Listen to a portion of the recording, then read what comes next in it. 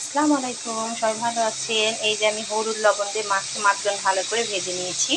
আর এখানে আলু পটল কেটে নিয়েছি, এভাবে গোল গোল করে আলু কেটে নিয়েছি।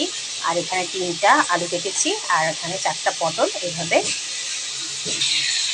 এখানে পেঁয়াজ আর মরিচ ভাজতে দিয়ে দিয়েছি। এবার এখানে আমি 1 চামচ করে করে সব মশলা দিয়ে দেবো। আদা বাটা, রসুন বাটা, হলুদ বাটা, কাঁচামরিচ বাটা, শুকনো মরিচ গুঁড়ো, জিরে গুঁড়ো, ধনে গুঁড়ো, এগুলো সব একসাথে দিয়ে মশলাগুলো ভালো করে কষিয়ে নিব। স্বাদ মতো লবণ দিয়ে ভালো করে মশলাগুলো কষিয়ে নিব। দিয়ে আমি পটল আর আলুগুলো দিয়ে ভালো করে কষিয়ে নিব। যারা যারা আমার পেজটাকে এখনও ফলো করেনি, ঝটপট ফলো করে দেবেন, লাইক শেয়ার কমেন্ট করতে ভুলবেন না। এই যে আমার তেল ছেড়ে দিয়েছে, এবার পটল আলুগুলো দিয়ে ভালো করে কষাই নিব। তারপরে পানি আর মাছ দিয়ে দেবো। এই যে পরিমাণ মতো পানি দিয়ে আমি এটা হতে দেবো।